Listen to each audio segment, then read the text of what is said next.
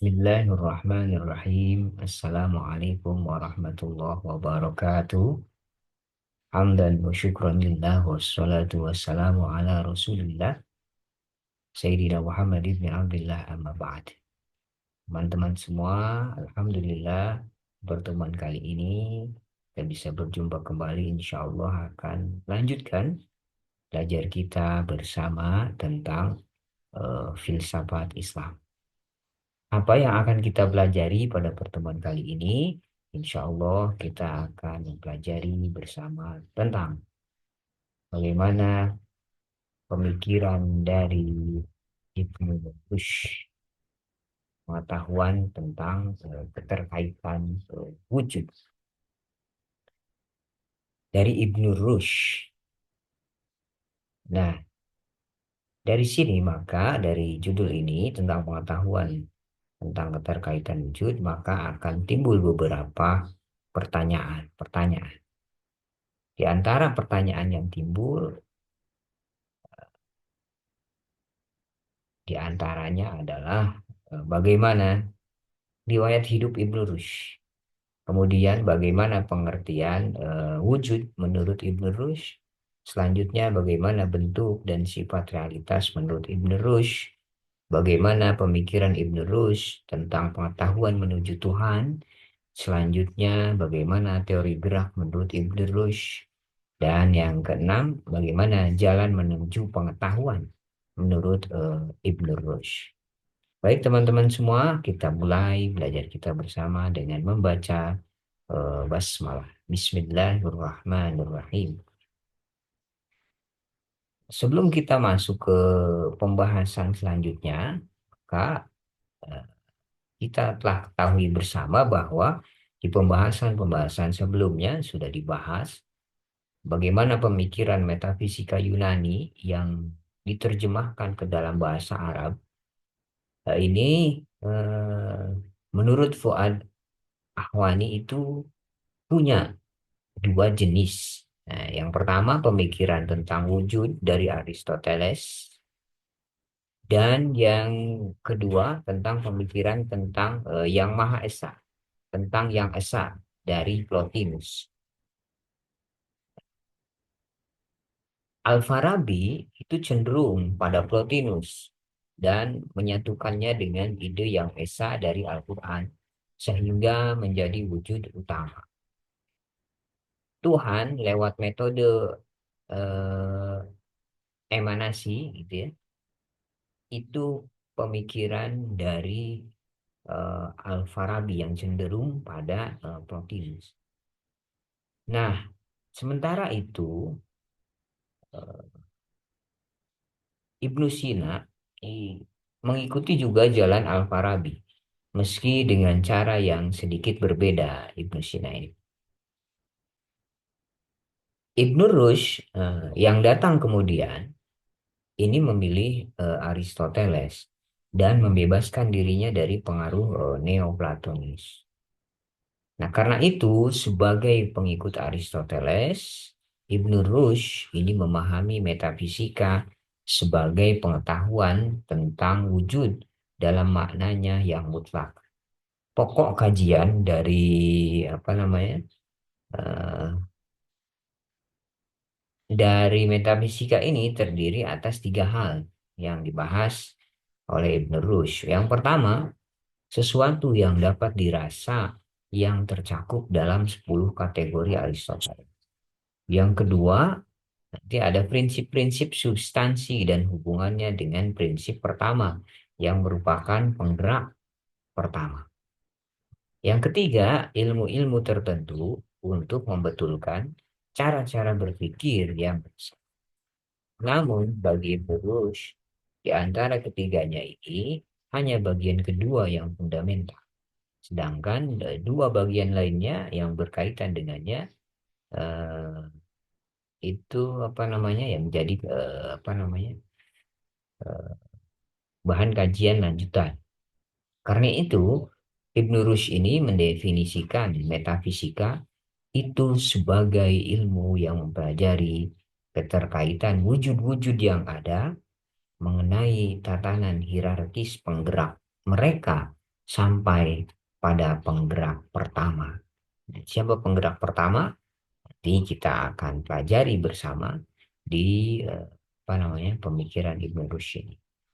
Nah, baik teman-teman semua, pertama yang kita bahas adalah bagaimana Ibnu Rushd ini riwayat hidupnya. Ibnu Rushd atau dikenal di bahasa lain dengan sebutan Averroes, nama lengkapnya adalah Abu Al-Walid Muhammad Ibn Ahmad Ibn Rushd. Beliau lahir di kota Cordoba, Andalus, Spanyol, yang sekarang ini Spanyol, di tahun 1126 Masehi. Dari keluarga bangsawan dan terpelajar. Nah, Ibn Rushd sendiri itu dikenal sebagai orang yang mempunyai minat besar pada keilmuan. Diriwayatkan bahwa sejak dewasa, Ibn Rushd tidak pernah absen dari kegiatan membaca dan keilmuan, kecuali pada malam ayahnya meninggal dan malam pertama perkawinannya. Wah, luar biasa. Nah, pendidikan awalnya itu ditempuh di Cordoba. Di kota ini, di kota inilah, di Cordoba ini, eh, ia belajar tafsir, hadis, fikih, teologi, sastra Arab, matematika, eh, fisika, astronomi, logika, filsafat, dan juga belajar kedokteran.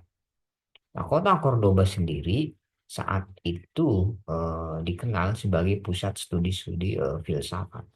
Saingan kota Damaskus, kota Baghdad, dan Kairo di timur ketika itu. Nah, setelah menamatkan pendidikannya di tahun 1159, Ibn Rushd ini dipanggil gubernur Seville untuk membantu reformasi pendidikan di sana. Nah, namun menjelang tahun 1169, ketika terjadi kebangkitan filsafat di Andalus yang didorong oleh Khalifah Abu Ya'qub Yusuf di tahun 1135 sampai 1184 Masehi, ia dibawa dan diperkenalkan Ibnu Tufail kepada Khalifah. Pada pertemuan ini, Ibnu Rushd diberi tugas. Tugasnya apa? Untuk memberi ulasan dan komentar atas pikiran-pikiran filsafatnya Aristoteles ketika itu. Nah, tidak lama kemudian di tahun 1169, Ibnu Rushd diangkat sebagai hakim di Seville. Nah, pengangkatan ini berkaitan dengan kemampuannya di dalam bidang hukum, di samping kedekatannya dengan khalifah. Nah, menurut Ibnu Abi Usaibah, Ibnu Rus ini sangat mumpuni dalam bidang hukum dan menjadi satu-satunya pakar dalam soal khilafiyah di zamannya ketika itu. Bidayatul Mujtahid ditulis tahun 1168 Masehi, bukunya yang menguraikan tentang sebab-sebab munculnya perbedaan pendapat dalam hukum fikih dan alasannya masing-masing ini dinilai sebagai karya terbaik di bidangnya yang ditulis oleh Ibn Rushd.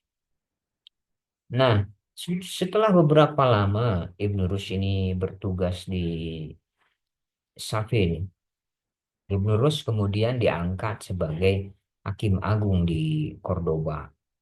Di tahun 1182, eh, namun beberapa bulan kemudian ia pindah ke Marrakesh untuk menggantikan Ibnu Tufail ketika itu sebagai penasihat khalifah.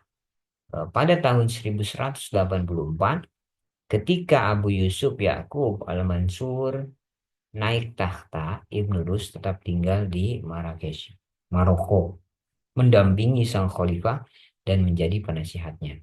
Nah, menurut Urfai di Marrakesh inilah Ibnu Rus benar-benar mencurahkan perhatiannya pada filsafat. Ulasan-ulasan panjang tafsir atas filsafat Aristoteles kebanyakan ditulis pada masa-masa itu. Sehingga Ibnu Rus ini digelari sebagai sang pengulas atau komentator oleh Dante Alighieri. dalam bukunya Divine Commedia, komedi ketuhanan. Namun, posisi dan dukungan lembaga kekhalifahan tersebut ternyata tidak berlangsung lama. Akibat tekanan publik yang menguat, nasib dari Ibnu Rushd ini berubah drastis. Pada tahun 1195, ia terkena mihnah, terkena fitnah, sehingga dibuang ke Lucena. Nah, di Kepulauan Atlantik. Kemudian buku-bukunya dibakar di depan umum dan pemikirannya tentang filsafat dan sains itu dilarang disebarkan ketika itu. Kecuali kedokteran dan astronomi. Untungnya, hukuman tersebut tidak berlangsung lama. Khalifah segera menarik kembali Ibnu Rushd dan mengembalikan nama baiknya. Pada tahun 1198, Ibnu Rushd meninggal di Marrakesh pada usianya yang ke-72 tahun dan jenazahnya dibawa ke Cordoba untuk dimakamkan di sana. Ibnu Rushd meninggalkan banyak karya tulis.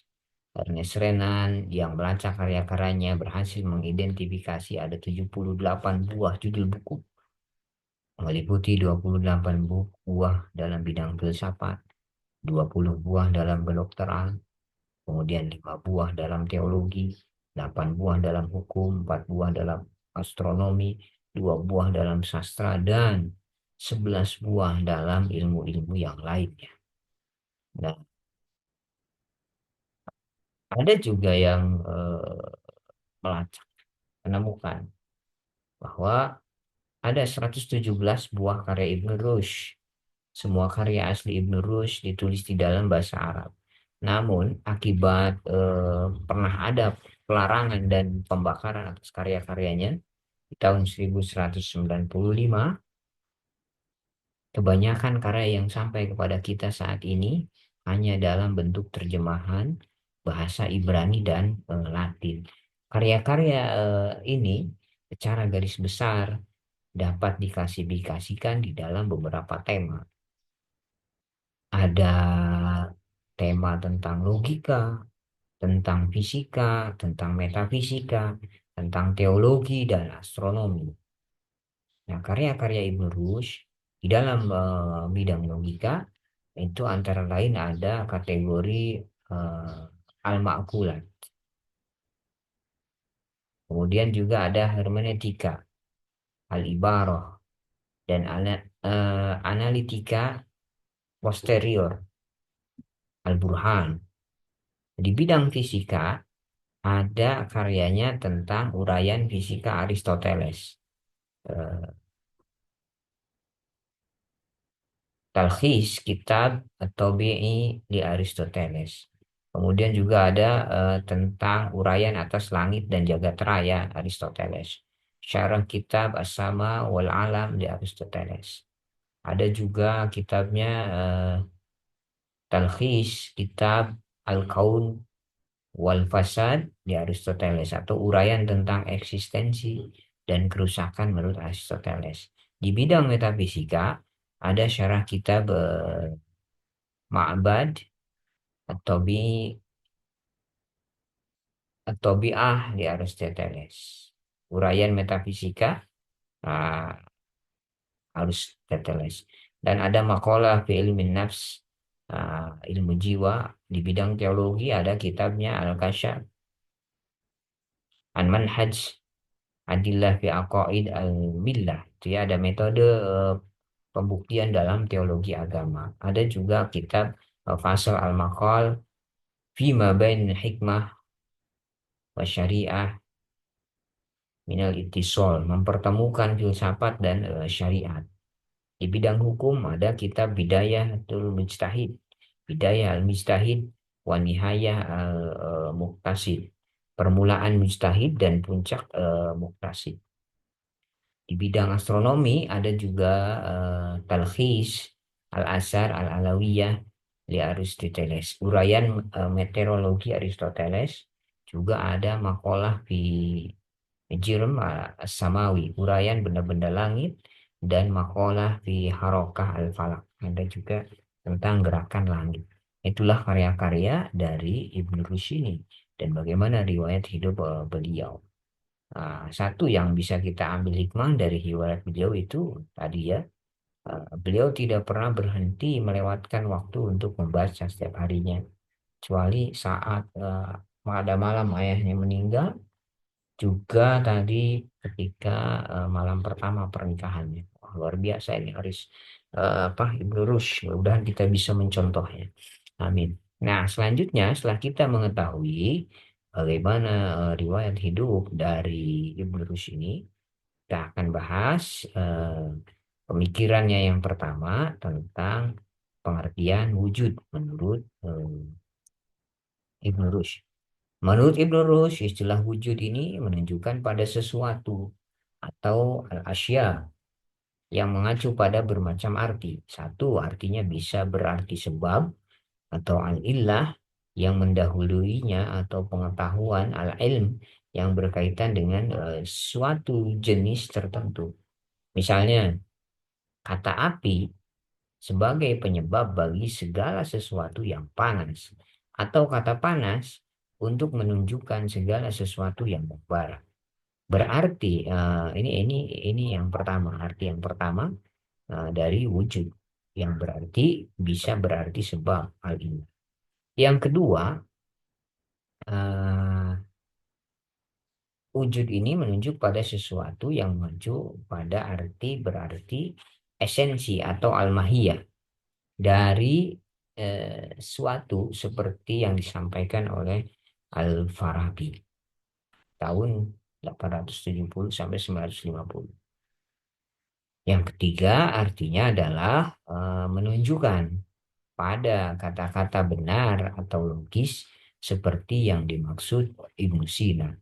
Ibnu Rushd ini sepakat dengan Al-Farabi bahwa sesuatu yang ditunjuk di dalam istilah wujud adalah realitas sesuatu, bukan pada sebab atau kata-kata logis. Karena itu, kemudian Ibnu Rushd tidak sepakat dengan istilah-istilah lain yang juga digunakan untuk menggantikan istilah wujud, yaitu al-huwiyah dan al-syai', gitu ya. Menurutnya, al-huwiyah adalah istilah umum yang digunakan Hunain Ishaq, penerjemah filsafat Yunani ke Arab, untuk menerjemahkan arti sesuatu yang ada, to on. Istilah ini bukan istilah baku bahasa Arab, melainkan istilah buatan atau turunan dari kata huwa. Nah, kata ganti orang ketiga tunggal, seperti istilah arrojula dari kata asal akar katanya arrojul, sehingga maknanya menjadi tidak tepat untuk menunjukkan pada sebuah realitas. Sementara itu, istilah syai digunakan untuk menunjuk tentang segala sesuatu yang ada secara umum, subjektif maupun objektif. Nah, yang real maupun tidak. Subjektif berarti sesuatu tersebut ada dalam pikiran.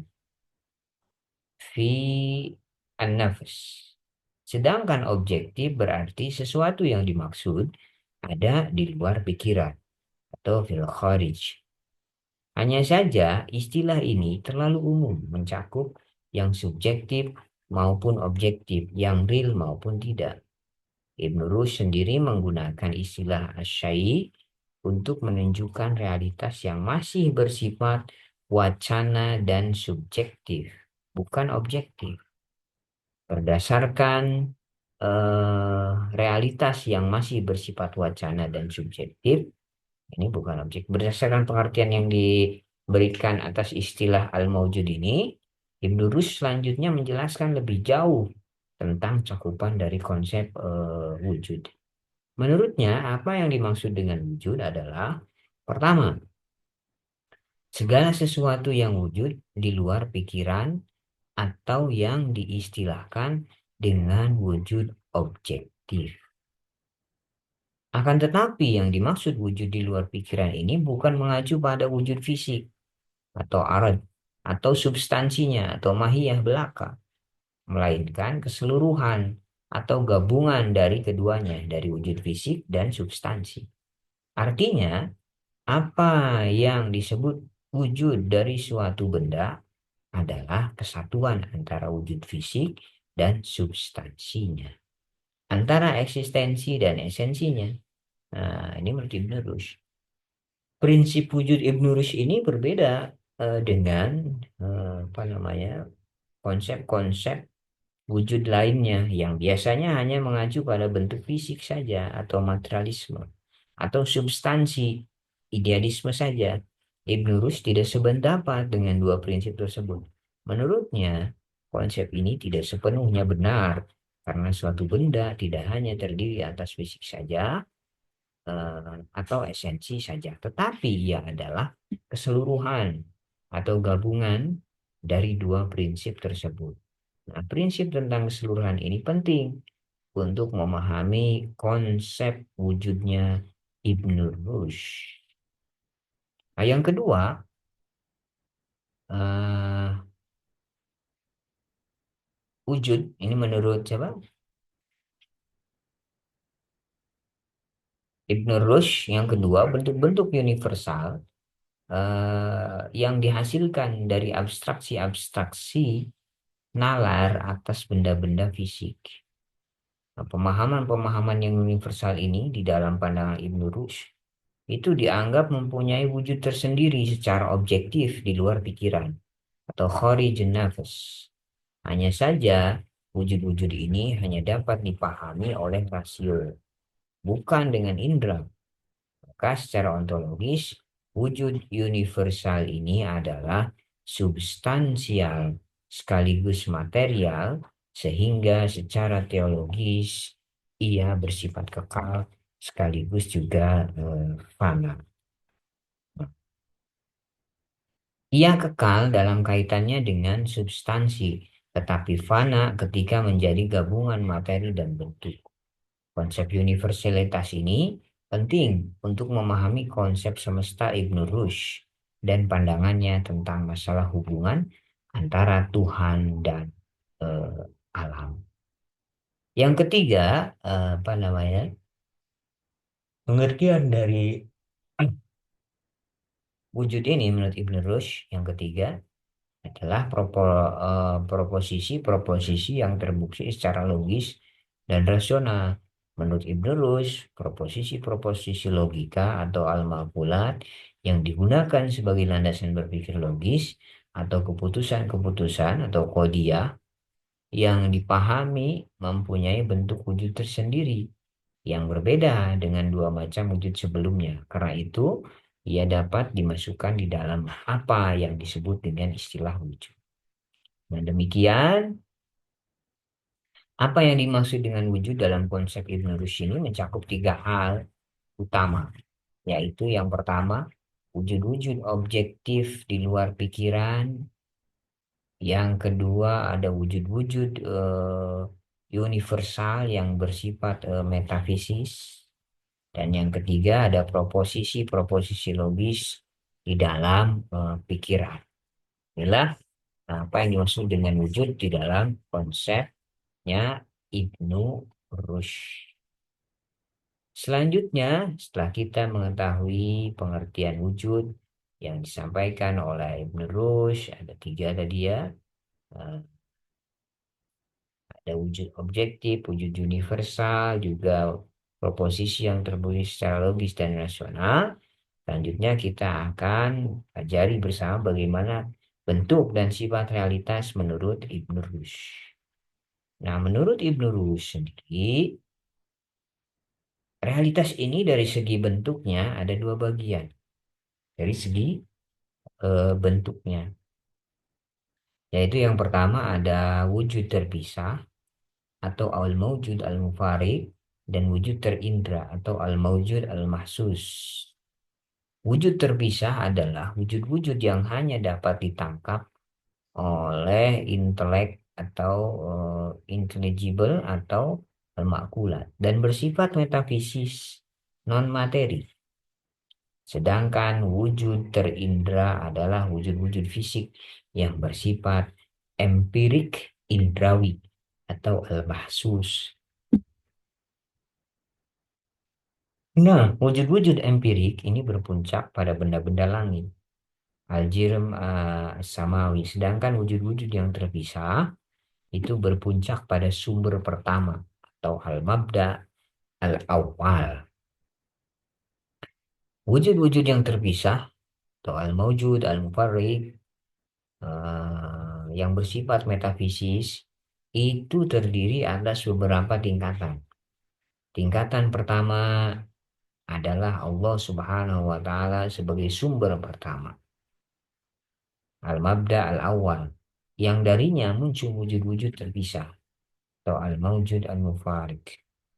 Nah, wujud-wujud terpisah ini yang sepenuhnya berupa al-ma'kulat atau intelligible itu mengikuti kosmologi Claudius Ptolemy tahun 90 sampai 168 Masehi.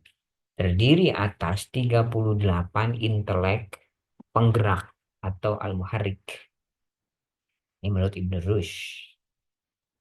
Jadi wujud-wujud terpisah yang sepenuhnya berupa al-ma'kulat atau intelligible ini itu mengikuti kosmologinya Claudius Ptolemy. Terdiri atas 38 intelek penggerak atau al-muharrik yang 38 ini terbagi dalam 7 lingkungan langit. Tingkat di bawahnya adalah jiwa-jiwa atau an-nufus, disusul dengan hayula dan surah. Hayula adalah materi pertama pembentuk benda dan bersifat non-fisik. Sedangkan surah adalah bentuk konkret dari hayula. Menurut Ibn Rushd, dua tingkat pertama yaitu Allah dan wujud-wujud terpisah penggerak benda langit, itu semuanya merupakan wujud-wujud murni yang sama sekali tidak berkaitan dengan bentuk-bentuk material. Sedangkan tiga tingkat terakhir yaitu nufus, hayula, dan surah, itu ketiganya berhubungan dengan materi. Meski substansi ketiganya sendiri tidak bersifat materi, tidak bersifat material, ya. Nah, di samping itu secara hierarkis dan urutan kualitas, wujud-wujud terpisah hanya bekerja menggerakkan benda-benda langit. Suatu benda materi yang dianggap sebagai wujud mulia, agung dan bercahaya, sehingga tindakan-tindakannya juga dinilai sebagai sebaik-baik tindakan alam wujud. Ya, sementara itu tiga tingkatan yang terakhir berhubungan dengan wujud-wujud rendah menurut Ibn Rushd. Dalam tanda kutip ya, wujud-wujud di bawah benda langit ini. Sehingga tingkatannya berada di bawah wujud-wujud terpisah. Nah, adapun apa namanya empat realitas-realitas indrawi itu ya, atau al-maujudat al-mahsusoh terdiri atas 6 kelompok. Apa saja? Pertama ada benda-benda langit atau al-ajram as-samawiyah. Yang kedua ada jasad-jasad atau al-ajsam. Yang ketiga ada binatang atau al-hayawanat. Yang keempat tumbuhan atau al-nabatat. Yang kelima ada bebatuan atau al-jamadat. Yang keenam ada materi pembentuk benda atau al-ajsam al-basitoh al-arba'ah. Ini materi-materi pembentuk benda ini yang keenam ini itu terdiri atas 4 unsur. Ada unsur udara, api, air, dan tanah.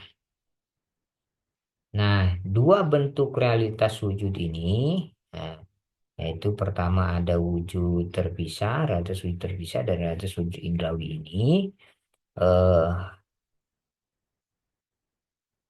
tidak berdiri sendiri, melainkan saling kait dan berhubungan. Ibnu Rus menggambarkan ada tata hubungan dalam semesta ini seperti sebuah sistem pemerintahan. Dimulai dari sumber pertama yang sekaligus merupakan penggerak pertama, muncul dan bergeraklah wujud-wujud terpisah yang terdiri dari 38 intelek penggerak yang terbagi dalam 7 lingkungan langit. Gitu. Nah, penggerak terakhir menggerakkan benda-benda langit yang dari situ menerbitkan 4 materi utama pembentuk, yaitu api, air, udara, dan tanah. yang kemudian ini melahirkan realitas empirik yang sangat banyak dan beragam. Selain itu, secara kronologis, wujud-wujud terpisah itu dianggap lebih dahulu dan utama dibandingkan dengan wujud-wujud indrawi. Sebab wujud-wujud terpisah ini menjadi sebab atau al-asbab bagi munculnya wujud-wujud indrawi. Apa yang dimaksud dengan sebab? Di sini mengacu pada sebab material, nah, sebab formal, efisien, atau final dari suatu wujud tertentu, baik merupakan sebab dekat ataupun jauh, esensial ataupun aksidental, universal ataupun partikular, aktual ataupun potensial, ya. Nah, selanjutnya kalau kita lihat, nah, dari sifatnya, kalau kita tadi dilihat dari segi bentuknya ada dua bagian, yaitu wujud terpisah atau al-wujud al-munfarid dan wujud terindra atau al-wujud al-mahsus. Nah, sekarang kalau dilihat dari segi sifatnya, kalau dilihat dari segi sifatnya, Ibn Rushd juga membagi wujud dalam dua bagian. Pertama ada wujud di luar pikiran, kharijun nafs, dan wujud di dalam pikiran atau fi an-nafs.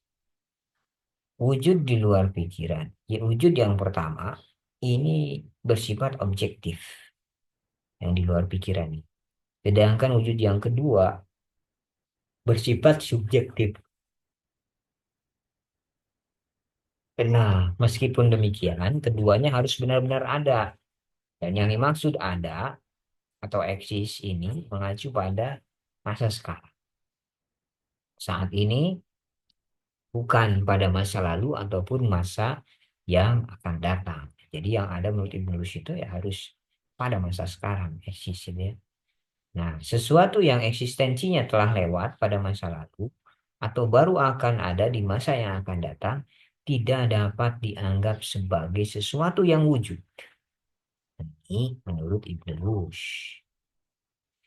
Di dalam perspektif Ibnu Rushd tidak dikenal istilah wujud mungkin atau wujud al-mungkin atau wujud potensial atau wujud bil kuwah yang akan muncul di masa yang akan datang. Karena itu, wujud-wujud potensial yang oleh Al-Farabi dan pemikir lain dianggap sebagai sesuatu yang ada justru disamakan dengan sesuatu yang tidak ada, ma'dumah dalam konsepnya Ibnu Rushd. Tuh.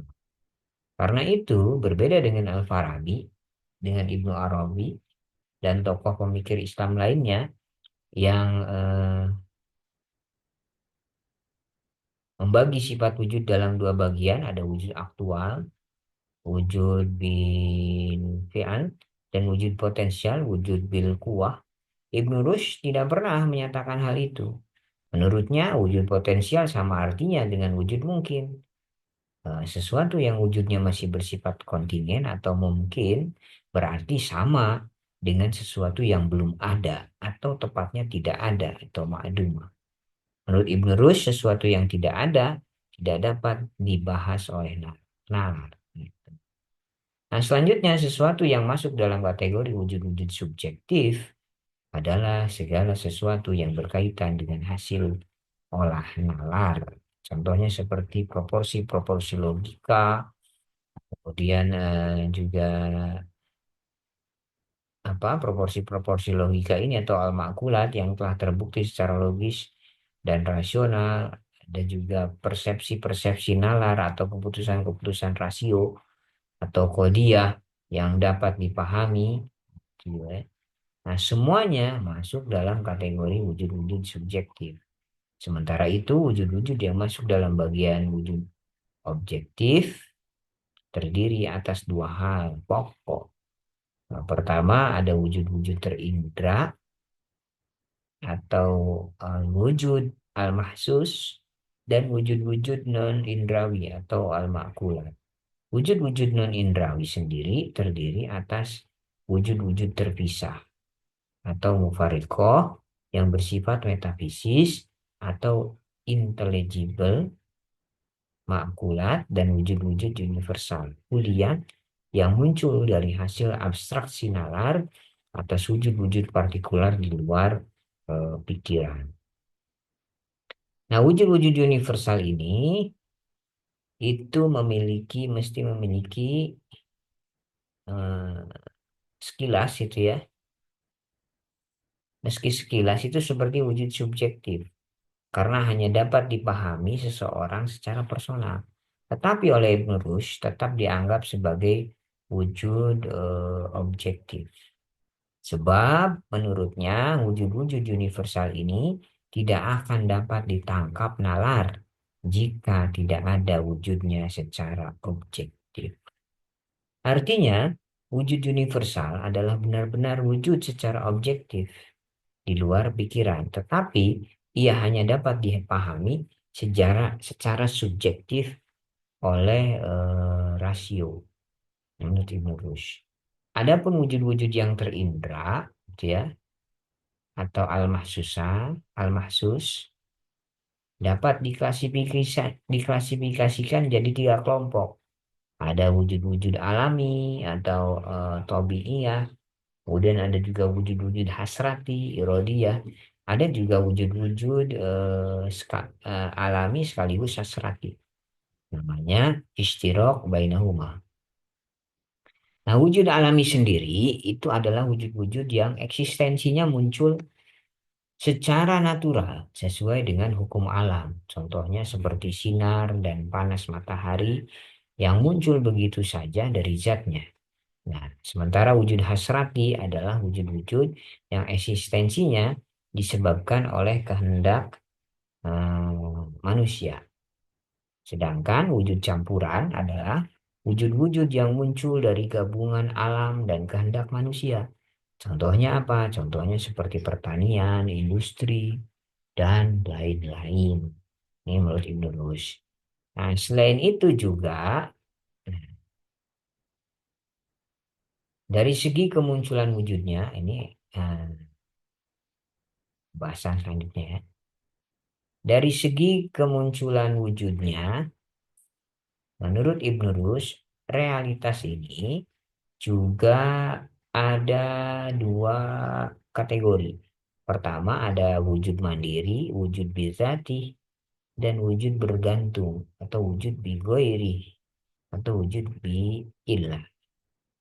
Nah, wujud mandiri adalah sesuatu yang kemunculan wujudnya tidak membutuhkan penyebab bigoiri illah. Sedangkan wujud yang bergantung adalah segala sesuatu yang kemunculannya itu disebabkan adanya penyebab atau ilah, gitu ya, langsung maupun tidak langsung. Nah, Ibnu Rushd menyebut wujud mandiri atau dalam kesempatan lain diistilahkan sebagai wujud niscaya, wajibul wujud adalah Allah Subhanahu wa Ta'ala.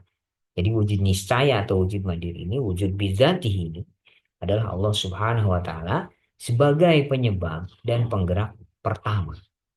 Sementara itu, wujud bergantung adalah segala wujud yang selain Allah Subhanahu wa Ta'ala.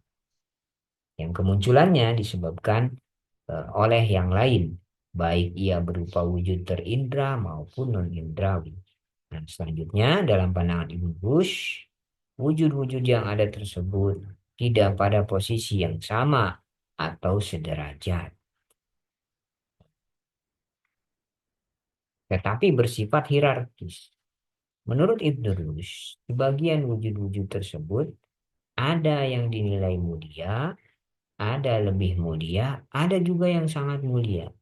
Wujud yang paling rendah adalah wujud-wujud yang bersifat materi. Di antaranya adalah wujud-wujud yang hanya dapat ditangkap oleh rasio. Kemudian wujud-wujud terpisah. Nah, wujud-wujud terpisah sendiri bertingkat-tingkat sesuai kualitas zatnya. Sampai puncaknya adalah wujud niscaya atau wujud bizati, yaitu Allah Subhanahu wa Ta'ala. Nah, itulah pandangan Ibnu Rushd tentang bentuk dan sifat realitas. Jika dilihat dari berbagai apa namanya segi itu ya, dari segi bentuk, dari segi sifatnya, kemudian dari segi kemunculan wujud itu sendiri. Selanjutnya ada pemikiran Ibn Rushd tentang pengetahuan menuju Tuhan. Bagaimana pengetahuan menuju Tuhan menurut Ibn Rushd? Pada masa Ibn Rushd ada beberapa masa pemikiran Islam yang telah berusaha memahami eksistensi Tuhan. Banyak ya, ada beberapa mazhab yang berupaya memahami eksistensi eh, Tuhan. Yaitu ada Hasyawiyah, ada juga Asy'ariyah, Mu'tazilah, Batiniyah, dan Sufi. Menurut Hasyawiyah, jalan menuju Tuhan adalah lewat pengajaran lisan dan bukan oleh nalar. Maksudnya, untuk mengerti Tuhan dicapai dengan mendengar informasi yang disampaikan oleh Rasulullah. Dan nalar tidak ada kaitannya dengan masalah ini. Ini menurut siapa? Asyawiyah. Sebaliknya, golongan Asy'ariyah percaya bahwa jalan menuju Tuhan adalah lewat rasio. Nah, dari sini kaum Asy'ariyah kemudian melahirkan doktrin-doktrin bahwa dunia ini tidak kekal, bahwa benda-benda terdiri atas atom-atom dan atom-atom tersebut diciptakan, dan bahwa perantara adanya dunia ini tidak kekal juga, tidak sementara. Sementara itu, kaum sufis mencapai Tuhan lewat jalur mistik. Menurut mereka, pengetahuan tentang Tuhan ini datang sendiri dari atas masuk ke dalam hati. Setelah itu, ketika kita meninggalkan semua keinginan duniawi. Ini menurut kaum sufis. Nah, Ibnu Rus bagaimana tidak Ibnu Rus ini tidak menerima metode-metode ini dan mengkritiknya. Menurutnya, metode yang disampaikan oleh kaum Hasyawiyah bertentangan dengan ajaran teks suci yang banyak memerintahkan manusia untuk beriman berdasarkan bukti-bukti rasional. Sedangkan pemikiran Asy'ariyah tidak bisa diikuti masyarakat kebanyakan, tidak bisa diikuti oleh masyarakat awam. Di samping argumentasinya tidak kukuh dan tidak meyakinkan. Kelemahan yang sama juga terjadi pada kaum sufi. Di samping metodenya berarti menghapus kegiatan spekulasi yang diperintahkan dalam banyak teks suci atau Al-Quran. Untuk itu, berdasarkan penafsirannya atas ayat-ayat Al-Quran, Ibn Rushd ini kemudian menawarkan dua cara yang tepat untuk mencapai Tuhan. Bagaimana mencapai Tuhan? Dan kedua cara ini bisa diikuti oleh masyarakat awam maupun terpelajar. Yang pertama, eh, bersifat teologis yang disebut dengan dalil ikhtiro. Yang kedua, bersifat kosmologis yang disebut dalil apa namanya? Inayah. Nah, dalil ikhtiro ini menyatakan bahwa semesta yang rapi dan teratur ini tidak mungkin muncul dengan sendirinya, tetapi pasti ada yang menciptakan. Begitu seterusnya, sampai pada pencipta terakhir yang tidak tercipta. Nah, hal ini tidak berbeda dengan apa yang terjadi pada diri manusia, bahwa ia tidak bisa mengatur proses kehidupannya sendiri, dari lahir, remaja, dewasa, tua, dan akhirnya mati. Artinya, di sini ada kekuatan besar, Sang Maha Pencipta, Tuhan yang mengatur jalan hidup manusia dan segenap alam semesta ini. Dalil inayah menyatakan bahwa tata kehidupan semesta ini, pergantian siang dan malam, adanya binatang dan tumbuhan, ternyata sesuai dengan kebutuhan dan kehidupan manusia. Ini tentu tidak terjadi secara kebetulan, eh, karena tidak terjadi hanya beberapa kali, tapi secara konstan, sehingga pasti ada yang mengendalikan dan mengaturnya. Ada yang merencanakan secara detail dan mewujudkannya demi kepentingan manusia. Nah, dari kedua cara ini, menurut Ibn Rushd, lazim dipakai golongan terpelajar maupun awam. Bedanya Orang awam puas hanya dengan pengetahuan indrawi, kaum terpelajar hanya bisa percaya setelah ada pembuktian. Nah, selanjutnya tentang Tuhan sendiri. Dalam kaitannya dengan manusia dan alam, itu menurut Ibn Rushd mempunyai 5 tugas yang disebut 5 tindakan utama. Pertama mencipta, kemudian yang kedua mengutus Rasul, yang ketiga menetapkan takdir, yang keempat membangkitkan, dan yang kelima mengadili. Nah, pertama mencipta. Tuhan ini menciptakan semesta ini secara terencana, teratur, juga sempurna, dan semua berjalan di atas prinsip sebab akibat. Tidak ada satupun muncul tanpa sebab, dan bahwa semua sebab tersebut bersumber pada satu sebab utama. Ini sekaligus menunjukkan eksistensi Sang Pencipta yang bijak. Nah, kedua, apa namanya, tindakan utama Tuhan itu adalah mengutus nabi. Menurut Ibn Rushd, kebenaran bahwa Tuhan mengutus nabi bisa dibuktikan dengan 2 hal. Pertama, Rasul adalah manusia yang menjelaskan hukum-hukum lewat wahyu, bukan dengan belajar. Kedua, orang yang mampu melaksanakan tugas seperti itu hanya seorang Rasul. Seperti tugas seorang dokter adalah menyembuhkan orang sakit. Dan orang yang bisa menyembuhkan orang sakit adalah dokter. Nah, dan apa namanya? Yang bisa membawa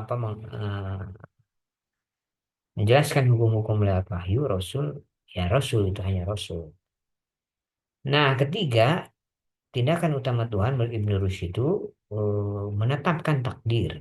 Menurut Ibn Rushd, manusia itu bukan robot yang semua tindakannya digerakkan lewat kontrol, tetapi juga bukan makhluk yang bebas, menentukan segalanya lepas dari lainnya. Manusia bebas tapi tidak lepas dari sebab-sebab lain, internal maupun eksternal. Aksi-aksi manusia ini ditentukan oleh 2 hal tersebut. Kehendak manusia sendiri dan sebab-sebab dari luar. Nah, kesesuaian dan keteraturan antara sebab-sebab internal dan eksternal inilah yang disebut dengan takdir. Nah, itu tugas tindakan utama Tuhan yang ketiga. Apa? Menetapkan takdir. Jadi takdir itu menurut Ibn Rushd, kesesuaian dan keteraturan antara sebab-sebab internal dan eksternal. Sebab internal ya dari apa dari apa kehendak diri manusia itu, tapi tidak lepas dari sebab-sebab lain. Yang keempat, tindakan utama dari Tuhan ini menurut Ibn Rushd adalah membangkitkan. Semua agama sepakat tentang adanya hari kebangkitan. Perbedaan yang ada hanya sekitar persoalan apakah kebangkitan bersifat jasmani atau rohani. Kebangkitan rohani diikuti kaum terpelajar yang paham tentang kekekalan jiwa. Sedangkan kebangkitan jasmani oleh masyarakat awam yang tidak paham akan hal ini. Nah, ini tentang tindakan utama yang keempat. Tindakan utama yang kelima, tindakan utama Tuhan yang kelima adalah mengadili. Tuhan itu adil dan tidak pernah berbuat tidak adil pada manusia. Manusia diberi kebaikan yang hakiki dan diberi keburukan yang nisbi, sehingga kebaikan adalah sifat yang dominan padanya. Kebaikan dan keburukan ini ibarat api yang memberikan manfaat dalam banyak hal, tetapi juga bisa mendatangkan bahaya, gitu ya. Misal, eh, itulah apa namanya eh, pemikiran Ibn Rushd tentang pengetahuan menuju Tuhan, ya.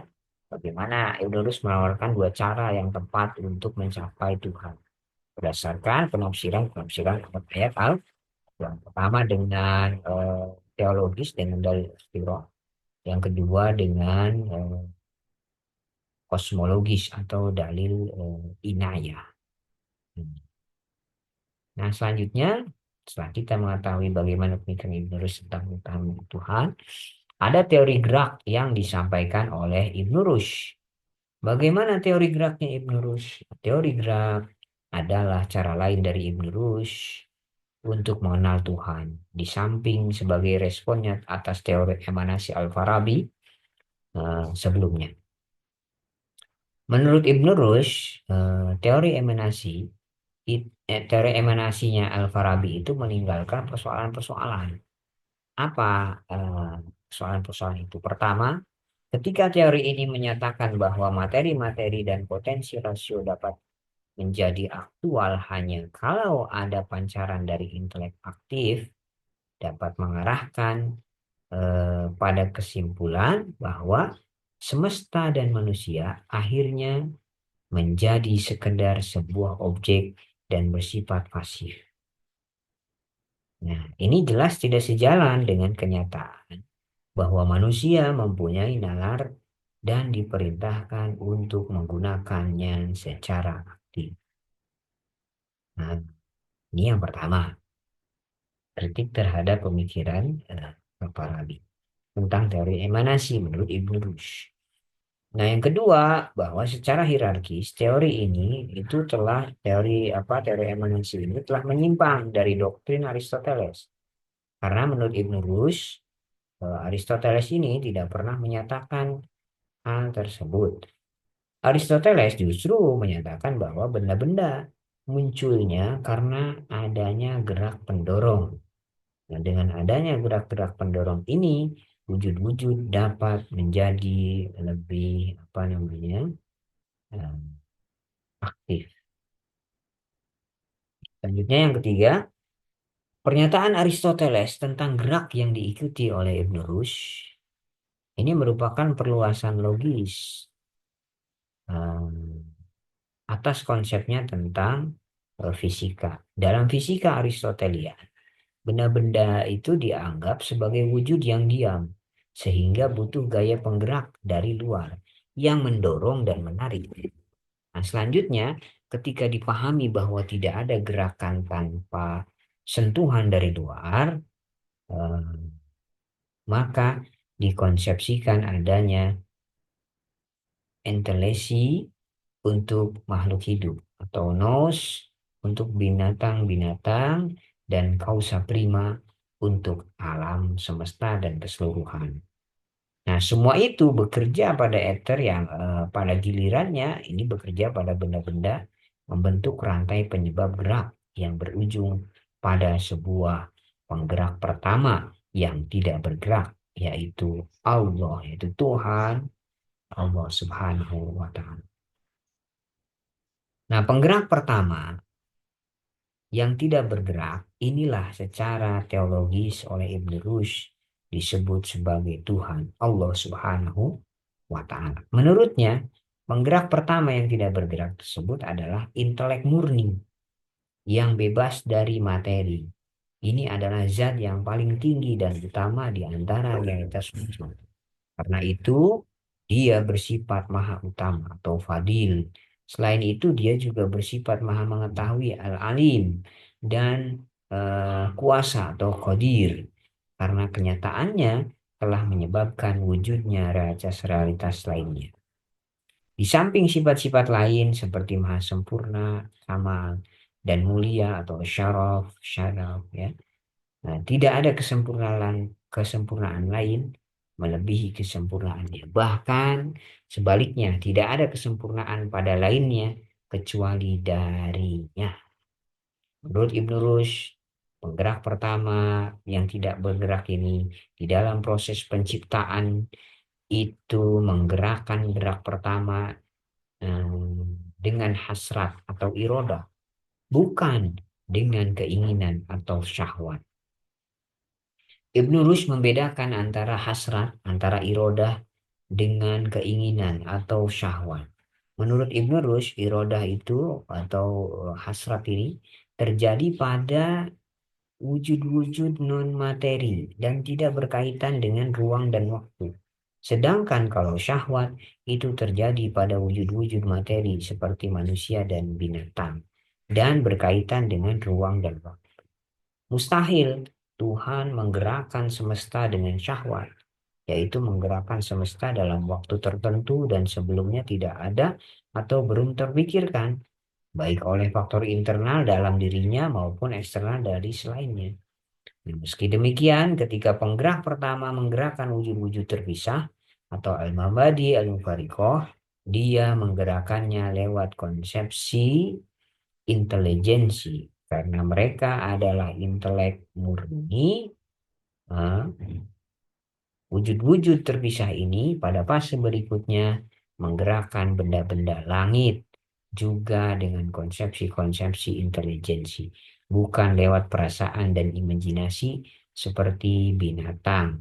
Karena benda-benda angkasa tidak mempunyai perasaan seperti binatang yang digunakan untuk kelestariannya. Nah, menurut Ibn Rushd, benda-benda angkasa tidak butuh kelestarian karena ia kekal sehingga gerakan mereka merupakan hasil dari hasrat lewat konsepsi intelijensi.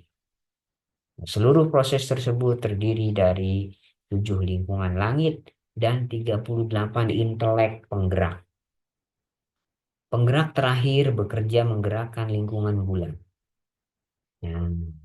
Ia merupakan penyebab dari gerak benda-benda di lingkungan bulan, sekaligus pembentuk unsur-unsur pembentuk alam materi bumi, yaitu api, tanah, air, dan udara.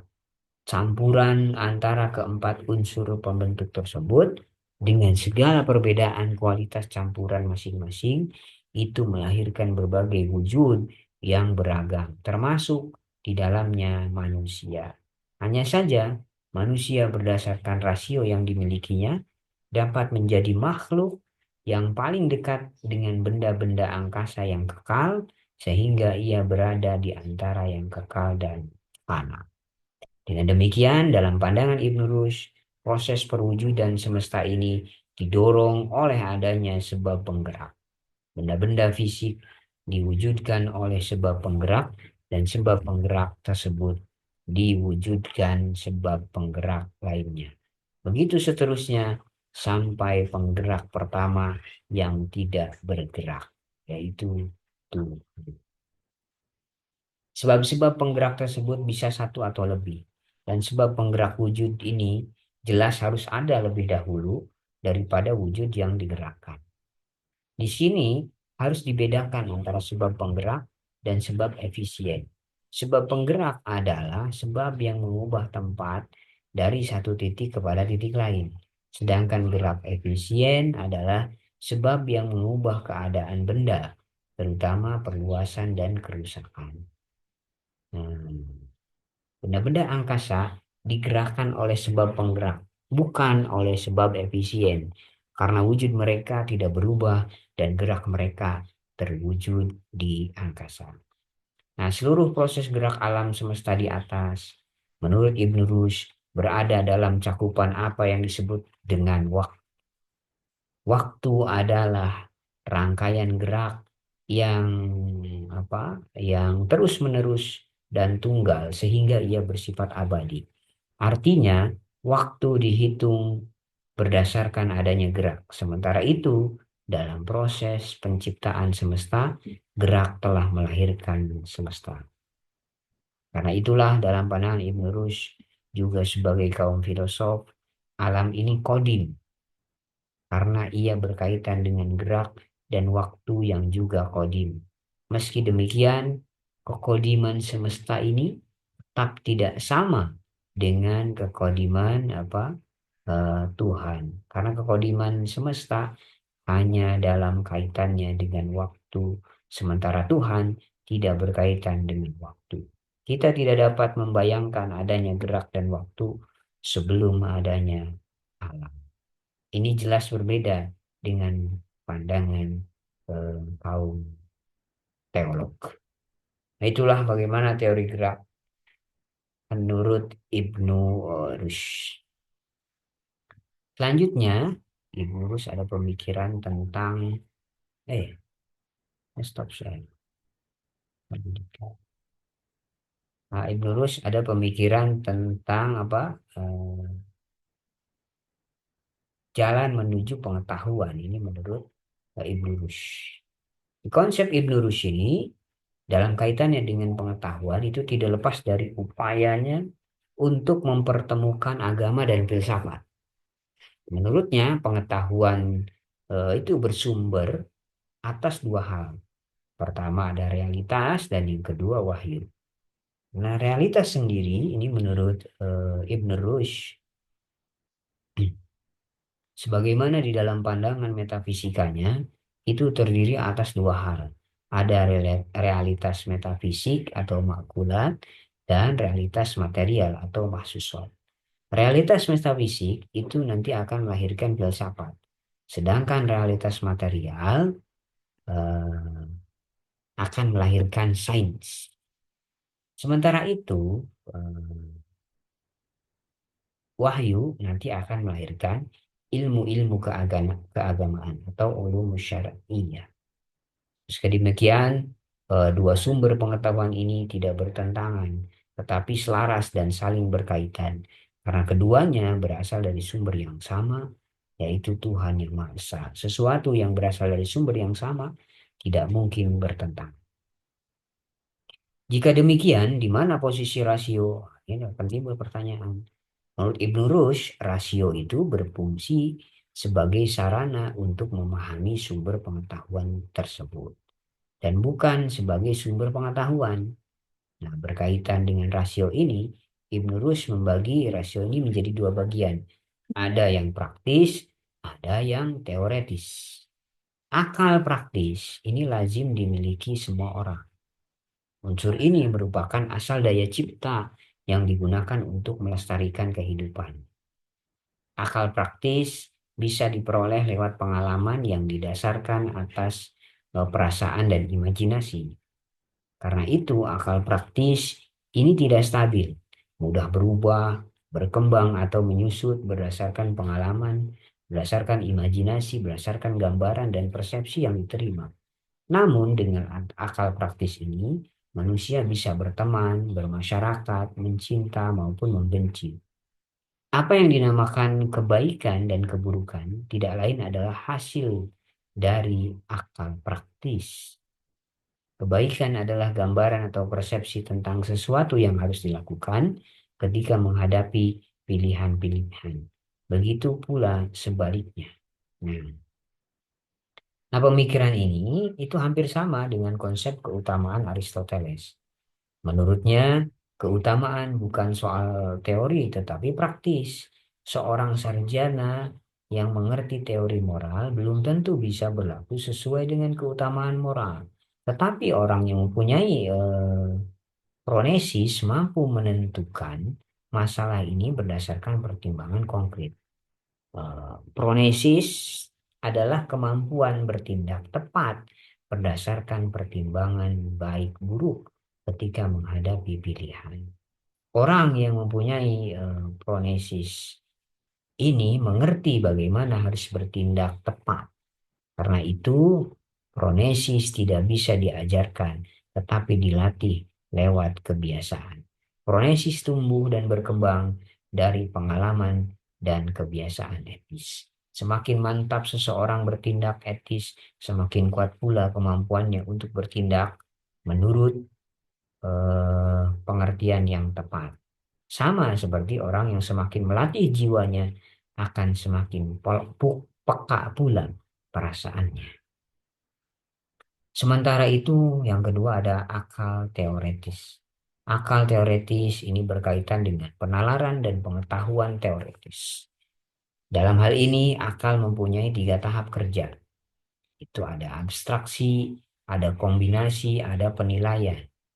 Nah, ini dalam akal teoretis menurut Ibn Rushd. Pertama, ada abstraksi. Abstraksi adalah proses penggambaran atau pencerapan gagasan universal atas objek-objek yang ditangkap oleh indera, gitu ya. Ibn Rushd mempersyaratkan bahwa objek ini harus merupakan sesuatu yang wujud, bukan yang tidak wujud. Karena akal hanya berkaitan dengan wujud, bukan dengan yang tidak wujud. Objek-objek wujud ini dicerap oleh akal dan masuk ke dalam jiwa sebagai konsep-konsep universal. Namun, hal ini bukan berarti sama dengan gagasan idealisme Plato, di mana realitas yang sesungguhnya ya dan yang kekal adalah universalitas yang ada dalam ide.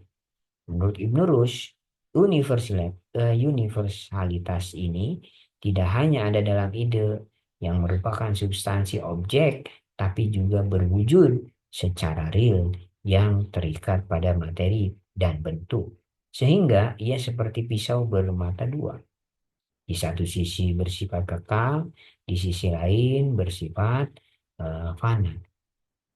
Universalitas bersifat kekal karena berkaitan dengan substansi, tetapi bersifat fana serta dapat berubah saat menjadi bagian dari gabungan materi dan bentuk. Nah, itu yang pertama abstraksi. Yang kedua ada kombinasi.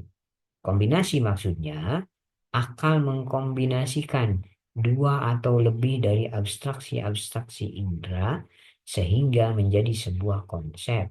Misalnya, dari berbagai abstraksi indera tentang manusia, akhirnya menghasilkan konsep tentang manusia itu yang terdiri atas hewaniah, dan rasionalitas. Nah, manusia yang terdiri atas hewaniah dan rasionalitas. Genus dan diferensia. Ya. Dari sini, selanjutnya bisa didapatkan substansi sesuatu.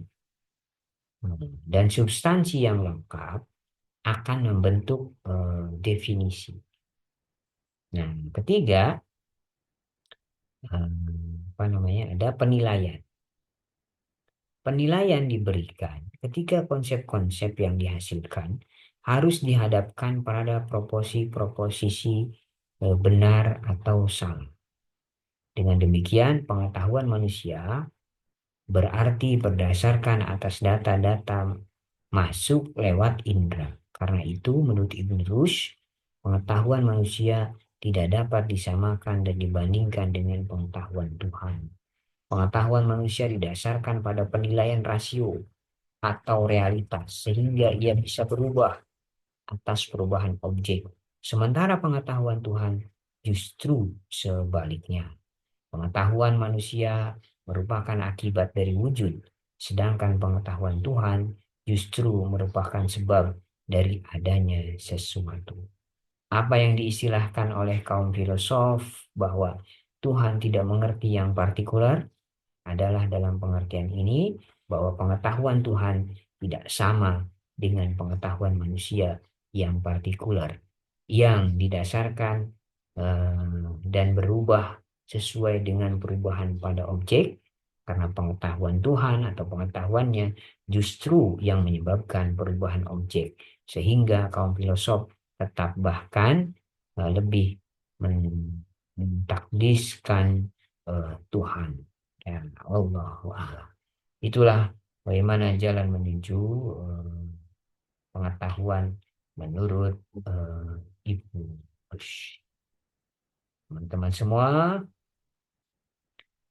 pada bagian penutup ini ada beberapa yang patut disampaikan. Pertama, Ibnu Rushd ini benar-benar seorang Aristotelian yang taat.